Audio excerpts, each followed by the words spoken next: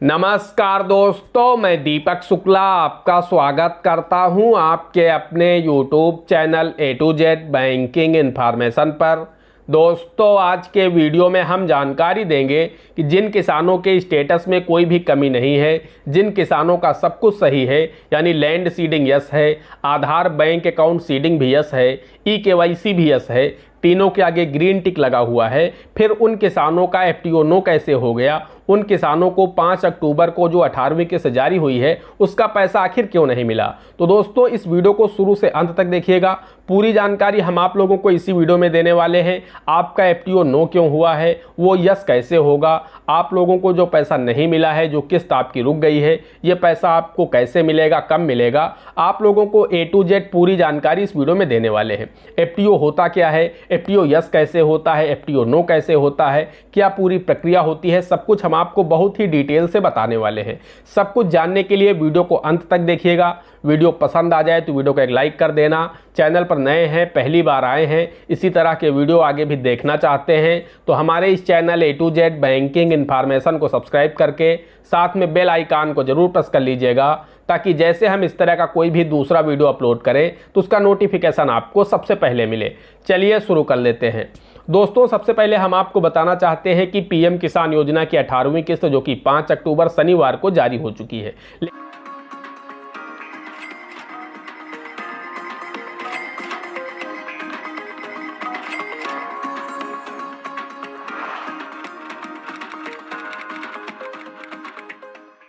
लेकिन हम आपको बताना चाहते हैं कि करोड़ों किसान इस 18वीं किस्त से वंचित रहे हैं पूरे देश में। जी हां दोस्तों, जिनको 17वीं किस्त मिली थी उसमें से करोड़ों ऐसे किसान हैं जिनको 18वीं किस्त नहीं मिली है, उनका FTO नो हो गया। आप सभी को पता है, जिसका FTO यस हुआ है उसी को पैसा मिला है, जिसका FTO नो हो गया है उसको यहां पर सरकार की तरफ से 18वीं किस्त का पैसा नहीं दिया गया है। तो सबसे पहले हम आप लोग यह जान लेते हैं कि आखिर FTO होता क्या है। तो दोस्तों, हम आपको बताना चाहते हैं FTO का मतलब होता है फंड ट्रांसफर ऑर्डर, और एक केंद्र सरकार की तरफ से जारी किया जाता है। इससे पहले क्या होता है, इससे पहले की जो प्रक्रिया होती है वो ये होती है कि पूरे देश की सभी राज्य सरकारों को RFT साइन करके केंद्र सरकार के पास भेजना होता है। यानी जब भी कोई भी किस्त जारी होनी होती है उससे पहले राज्य सरकारों का एक काम होता है कि वो RFT साइन करे। RFT का मतलब होता है रिक्वेस्ट फॉर ट्रांसफर। जब वो रिक्वेस्ट करती है केंद्र सरकार से कि मैंने इस किसान की पात्रता की जांच कर ली है, यह किसान पूरी तरह से पात्र है, इसको पैसा दे दिया जाए, इसका मतलब होता है कि RFT साइन हो गया। आप लोग स्टेटस में देखते होंगे कि बहुत दिनों तक आपकी स्टेटस में अप्रूवल पेंडिंग बाय स्टेट लिखा रहता है, यानी आपका जो अप्रूवल है वो राज्य सरकार से पेंडिंग बना रहता है जब आपको किस्त मिलने वाली होती है। और जैसे ही आपको किस्त मिलने वाली होती है तो वहां पर लिख कर आ जाता है RFT साइन बाय स्टेट, यानी राज्य सरकार की तरफ से आपकी पात्रता की जांच कर ली गई है, आपको पात्र पाया गया है, तभी रिक्वेस्ट की गई है केंद्र सरकार से कि आपको पैसा दिया जाए। जैसे ही आपकी रिक्वेस्ट केंद्र सरकार के पास पहुंचती है, केंद्र सरकार आपका FTO यस कर देता है, यानी फंड ट्रांसफर का ऑर्डर जारी कर देता है, जिससे आप लोगों को पैसा मिल जाता है। अब दोस्तों, होता क्या है कि हर किस्त के समय यहां पर राज्य सरकारें इसकी पात्रता की जांच क्यों करती हैं। तो दोस्तों, हम आपको बताना चाहते हैं, प्रत्येक किस्त डालते समय हर किसान की पात्रता की जांच राज्य सरकार करती है। यह राज्य सरकारों की जिम्मेदारी होती है। होता क्या है दोस्तों, मान लीजिए आपको जब 17वीं किस्त मिली थी उस समय आप टैक्स पेयर नहीं थे, उस समय तक आप ITR नहीं भर रहे थे, और जब आपको 18वीं किस्त मिली तो इस बीच के 4 महीने में हो सकता है आप टैक्स पेयर हो गए हो, आपने टैक्स पे कर दिया हो, तो भी आप PM किसान योजना से बाहर हो जाएंगे।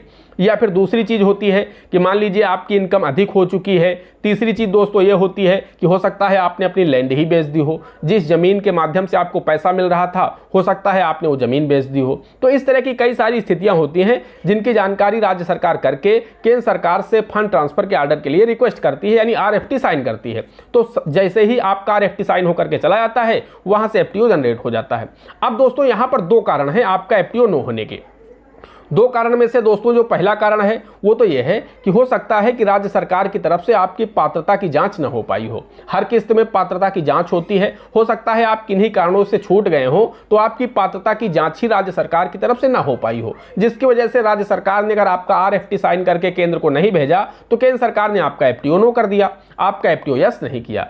दूसरा कारण दोस्तों जो होता है वो ये हो सकता है कि आपको राज्य सरकार के द्वारा इनएलिजिबल कर दिया गया हो, यानी आपको अपात्र घोषित कर दिया गया हो सकता है अगर आपको अपात्र कर दिया गया है तब भी वहां से आपका एफटीओ नो हो चुका है, इसकी वजह से आपको 18वीं किस्त का पैसा नहीं मिला है। तो अब दोस्तों बात आती है कि मान लीजिए आप एलिजिबल भी हैं और आपकी पात्रता की जांच अगर राज्य सरकार के द्वारा नहीं की गई है तो वो अलग विषय है, वो राज्य सरकार आपका एफटीओ की आपकी जांच करेगी और उसके बाद कुछ ही समय बाद आपका आरएफटी साइन करके केंद्र के पास भेज देगी और आपको पैसा मिल जाएगा, आपका एफटीओ एस हो जाएगा। ये काम बीच में ही हो जाता है, यानी जो किसान पात्रता की जांच करने में छूट जाते हैं उन किसानों को पैसा बीच में ही दे दिया जाता है। हो सकता है 10 से 15 दिनों के बाद आपको पैसा मिल जाए, या फिर अगर आपको इनएलिजिबल कर दिया गया है, इनएलिजिबल का मतलब होता है आपको अपात्र कर दिया गया है। अब अगर आपको किसी कारण से अपात्र कर दिया, चाहे आपको टैक्स पेयर दिखा दिया गया हो, चाहे आपको मृत दिखा दिया गया हो, या फिर अन्य कोई कारण दिखा दिया गया हो, या फिर आपने ज़मीन बिक्री कर दी है, इस तरह की कई स्थितियां होती हैं जहां पर आपको अपात्र किया जा सकता है।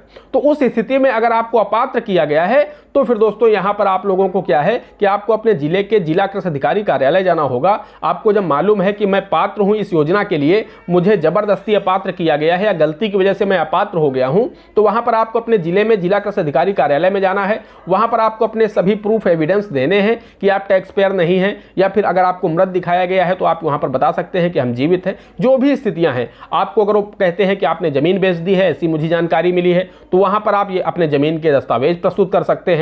अगर आपसे बोलते हैं कि आपकी इनकम अधिक हो चुकी है, इस वजह से हम आपको पैसा नहीं देंगे, तो वहां पर आप अपना इनकम सर्टिफिकेट यानी आय प्रमाण पत्र दे सकते हैं, अपनी बैंक का स्टेटमेंट दे सकते हैं, जिससे यह सिद्ध हो जाए कि हाँ आप अपात्र नहीं हैं, आप पात्र हैं, गलती से आपको अपात्र कर दिया गया है। तो अगर यह स्थिति बनी है तो उस स्थिति में जैसे ही आप जिला कृषि अधिकारी कार्यालय में जाएंगे, वहां पर आप अपना प्रूफ देंगे, एविडेंस देंगे, प्रमाण प्रस्तुत करेंगे, तो वहां से आपको पात्र कर दिया जाएगा और कुछ ही दिनों के बाद आपका एफटीओ यस हो जाएगा। या फिर हो सकता है जब 19वीं किस्त जारी की जाएगी यानी नेक्स्ट इंस्टॉलमेंट रिलीज की जाएगी तो उसके साथ में आपको दोनों किस्तों का पैसा मिल जाएगा। या फिर बहुत सारे लोगों का एफटीओ एक कारण और है नो होने का कि बहुत सारे लोगों ने किसी दूसरे बैंक में बैंक अकाउंट ओपन करा लिया है। इस बीच में 17वीं किस्त के समय तक उनका किसी दूसरे बैंक में डीबीटी इनेबल था और जिस समय यहां पर आपका जो पीएफएमएस रिस्पांस कर रहा था उसी समय कई लोगों ने किसी दूसरे बैंक में खाता खुलवा लिया या फिर किसी दूसरे बैंक में उन्होंने अपना आधार सीड करा लिया, जिसके चलते क्या हुआ है कि पुराने बैंक में आपका जहां पर एनपीसीआई लिंक था उस बैंक से आपका एनपीसीआई लिंकिंग छूट गया है,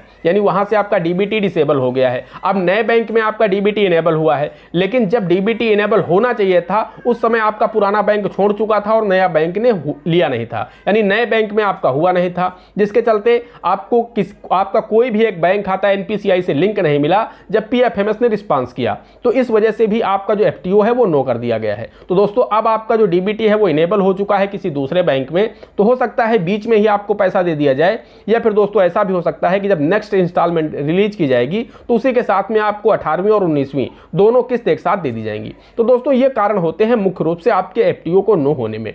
अगर इनमें से कोई एक कारण है तो आप अपने जिला कृषि अधिकारी कार्यालय में जाकर के अपने एफटीओ को यस करा सकते हैं। वहीं दोस्तों मैंने आपको बताया अगर राज्य सरकार ने आपकी पात्रता की जांच पूर्ण नहीं कर पाई थी और जल्दबाजी में किस्त जारी कर दी गई है तो फिर दोस्तों क्या है कि सरकार अपनी तरफ से आपकी पात्रता की जल्द ही जांच पूर्ण कर लेगी और हो सकता है 10 से 15 दिनों में ही आपको पैसा भी मिल जाए, क्योंकि ऐसा हर किस्त के समय देखा गया है।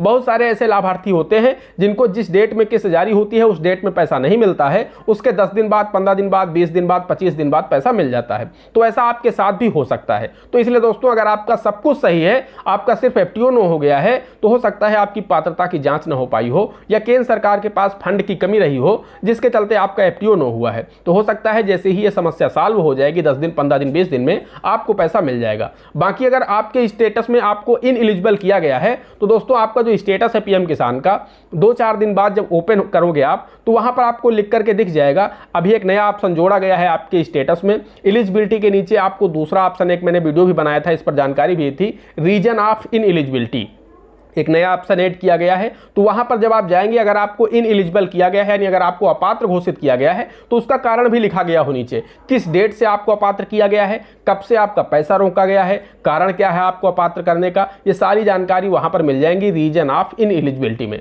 तो वहां से आप लोग चेक कर लेंगे। 2-4 दिन बाद जब आप अपना पीएम किसान का स्टेटस ओपन करेंगे तो वहां पर आपको मिल जाएगा रीजन ऑफ इनएलिजिबिलिटी का, यानी अपात्र होने का कारण क्या है वो आप वहीं से पता कर पाएंगे और देख करके अपनी समस्या का समाधान करा पाएंगे। पाएंगे। दोस्तों आशा करते हैं वीडियो पसंद आया होगा।